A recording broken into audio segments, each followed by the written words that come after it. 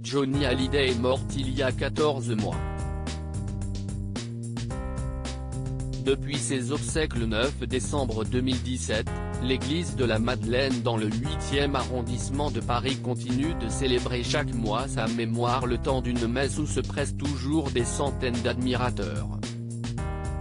Le monde a assisté à la dernière en date, qui s'est tenue le 9 février. Ils étaient 850 ce samedi-là.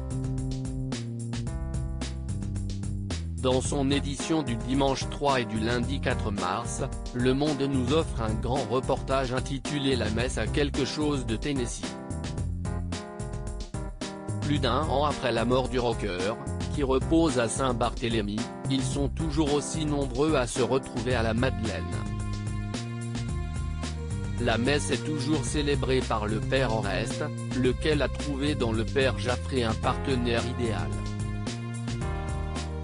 En effet, ce dernier adapte les chansons de Johnny à la mode chrétienne. Il fait chanter aux fidèles des psaumes sur les airs de Que je t'aime, Requiem pour un fou ou encore du pénitencier. Le ténor Michel François, qui se produit pour la Madeleine, y a pris goût, au fur et à mesure que le temps passe, je me lâche vocalement. La musique est là pour nous porter vers Dieu. Pourquoi serait-il contre ça? Une cérémonie proche des gens Johnny Hallyday permet à l'église de toucher un autre public. Il aimait Johnny, maintenant ils apprennent à remercier celui qui l'a créé, remarque le père Jaffré. Pour un paroissien cité par Le Monde, le rocker serait carrément un 13e apôtre menant ses fans vers le Seigneur. Le père Oreste souligne avec humour que la messe fait un peu Saint Johnny, mais pour Guy Gilbert, le père des Loubards célèbre pour son franc-parler et son blouson de cuir, la portée de cette messe n'est pas à négliger, enfin une cérémonie proche des gens, adaptée à eux, et pas du rabâchage.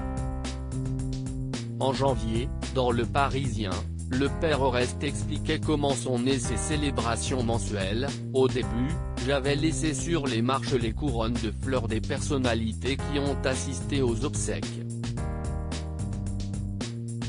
Les gens prenaient des roses en souvenir, respectueusement. Ensuite, j'ai vu qu'ils déposaient des mots sous les petites lampes de l'église. Alors j'ai pensé qu'il fallait organiser dignement ce mouvement spontané. Je ne voulais pas que les gens soient déçus en entrant à la Madeleine et que rien n'évoque Johnny. Tout cela prouve qu'il émanait quelque chose de cet homme. Une générosité, une sincérité qui a touché les personnes. C'était mon rôle de les accueillir. En 14 mois, les fans ont rempli 43 livres registres de condoléances, qui sont transmis à la famille.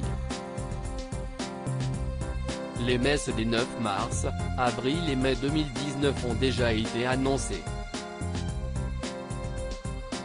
5 € sont toujours demandés aux fidèles.